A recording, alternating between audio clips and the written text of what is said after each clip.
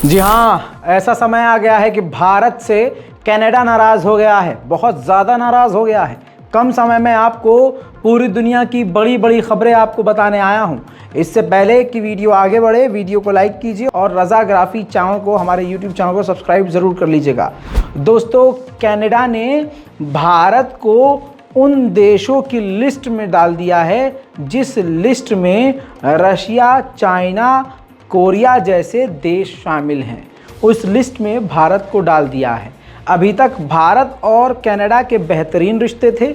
अब ये जो लिस्ट है वो लिस्ट उन देशों की है कनाडा की, जिसमें कनाडा उन लोगों और उन देशों को डालता है जिन पर वो कहता है कि ये हमारे इंटरनल अफेयर यानी आंतरिक मामलों में हस्तक्षेप करते हैं।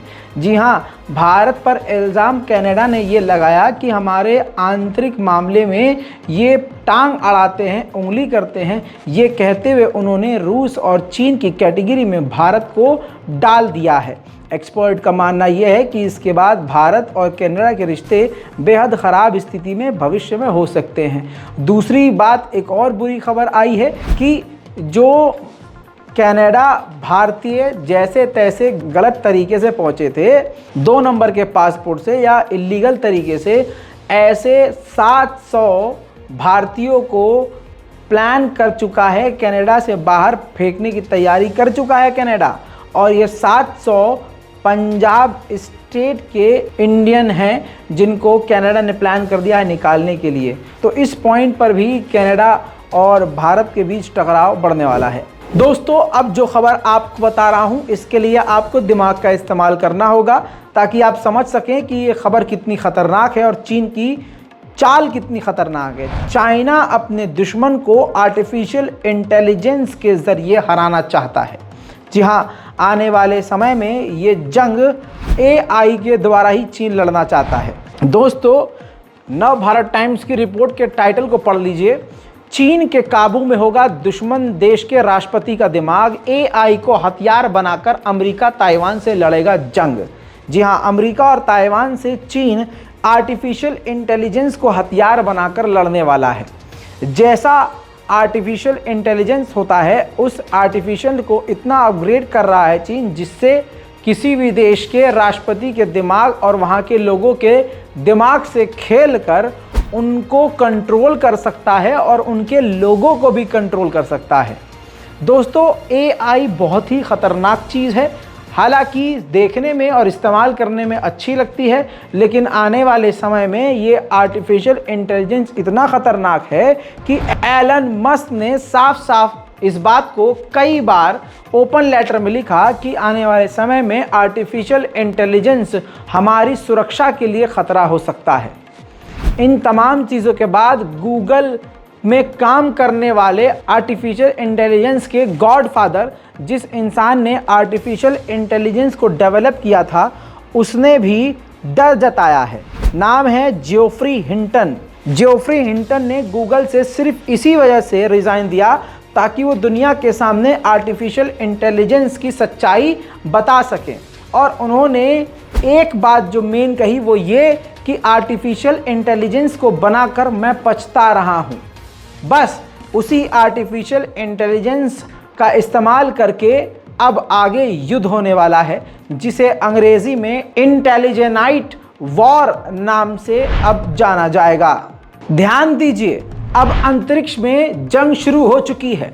एक ऐसा सैटेलाइट हथियार अमेरिका अंतरिक्ष में 35,000 किलोमीटर ऊंचाई पर भेजने वाला है, जहां पर चाइना और रशिया के अंतरिक्ष में छोड़े हुए कुछ अनआइडेंटिफाइड यानी अनजान चीज़ें घूम रही हैं। उनको अमेरिका की ये सैटेलाइट अटैकर मशीन पूरी तरह से ढूंढ कर तबाह करेगी। यानी इस 2022 के ही शुरुआत में मई जून के बीच आपने ये सुन और समझ लिया। इतिहास में ये लिख लीजिएगा और याद कर लीजिएगा कि अब आज के ही दिन से अंतरिक्ष में जंग की शुरुआत हो गई है। ब्रिटेन की सरकार ने बड़ा फैसला लेते हुए कहा है कि सरकारी आवास, सरकारी दफ्तर, सेंसिटिव इलाकों से चीन के जो CCTV कैमरे लगे हैं उनको हम हटाने वाले हैं। उधर चाइना ने सीधा सीधा इनकार कर दिया है कि ब्रिटेन में हमारा कोई भी हिडन पुलिस स्टेशन नहीं है। चाइना ने अमेरिका, यूके और ऑस्ट्रेलिया से कहा है कि जिस तरह से आप सबमरीन का और युद्धपोत का जो दोस्ती बढ़ा रहे हैं, जो अलायंस कर रहे हैं, इससे खतरा कम होने के बजाय बढ़ेगा। हालांकि दूसरी तरफ अमेरिका के विदेश मंत्री एंटोनी ब्लिंकन चीन के दौरे पर आने वाले हैं। उधर भारत और अमेरिका डिफेंस कॉरपोरेशन में भी सामने आने वाले हैं। भारत और अमेरिका डिफेंस व्हीकल, ये खतरनाक स्ट्राइकर कॉम्बैट व्हीकल बनाने वाले हैं जो मैदान जंग में एक हाथी की तरह काम करता है। इंडियन आर्मी के चीफ जनरल मनोज पांडे इस वक्त बांग्लादेश के दौरे पर हैं। उन्होंने बांग्लादेश के प्रधानमंत्री समेत पूरी डेलीगेशन और बांग्लादेश के सेनापति और सेनाओं से मुलाकात करी है और बांग्लादेश भारत के साथ डिफेंस कॉरपोरेशन में साथ देने की बात कर रहा है। पूर्व प्रधानमंत्री इमरान खान को लेकर 9 मई को जो दंगे हुए थे उसमें जिन्ना हाउस पर भी अटैक हुआ था। उसमें पाकिस्तान की आर्मी ने एक महिला को गिरफ्तार किया है जिनका नाम खदीजा शाह है। उनको गिरफ्तार कर लिया है, लेकिन अमेरिका ने उनसे खदीजा शाह की डिटेल मांग ली है क्योंकि वो पाकिस्तानी अमेरिकी है और अमेरिका की नागरिकता भी उनके पास है, लिहाजा उनकी जानकारी हमसे शेयर करनी ही होगी। बड़ी खबर एक और आ रही है पाकिस्तान से। पूर्व फॉरेन मिनिस्टर शाह महमूद कुरैशी को कोर्ट की फटकार के बाद पुलिस ने जेल से रिहा कर दिया है। आज ही कल में पूर्व प्रधानमंत्री इमरान खान से शाह महमूद कुरैशी मुलाकात कर सकते हैं।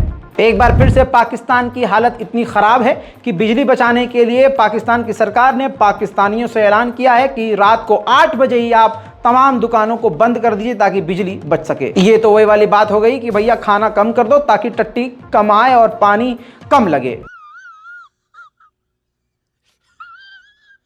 वहीं पाकिस्तान की आर्मी इमरान खान के खिलाफ बिल्कुल मैदान जंग में उतर आई है। पाकिस्तान की आर्मी के चीफ के द्वारा बताया गया है कि हिंसा से पहले 9 मई को जो पाकिस्तान में हुई है, पाकिस्तान के पूर्व प्रधानमंत्री इमरान खान ने 250 कॉल किसी और इंसान को की है। जिस दिन 9 मई को पाकिस्तान में दंगा हुआ है तो पाकिस्तान की आर्मी ने सीधा धमकी दी है कि इमरान खान को हम छोड़ेंगे नहीं, उसका बदला लेकर रहेंगे। उधर अमेरिका में ग्रेजुएशन सेरेमनी में गोलीबारी हुई। 19 साल के लड़के ने गोलीबारी की जिसमें 2 अमेरिकी नागरिकों की मौत हो गई। मेरे दोस्तों, कनाडा से सबसे बुरी खबर। इतिहास में कनाडा में सबसे गंदी और भयंकर आग लगी है। लगभग 33,000 स्क्वायर किलोमीटर यह आग फैल चुकी है। लगभग 2 लाख से ज्यादा लोगों ने मकानों को छोड़ दिया है और बहुत लोग इस वक्त पूरी जान लगाकर, यानी पूरी जो ताकत है कनाडा की आग बुझाने के लिए लगा रही है, लेकिन आग बुझ नहीं रही।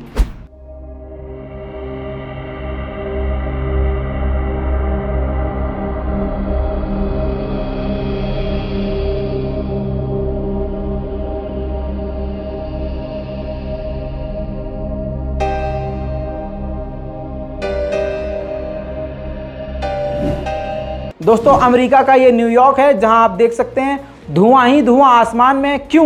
क्योंकि कनाडा और अमेरिका का बॉर्डर मिलता है, तो कनाडा में इतनी खतरनाक आग लगी है कि न्यूयॉर्क तक की फिजा आपको धुआं धुआं नजर आ रही है।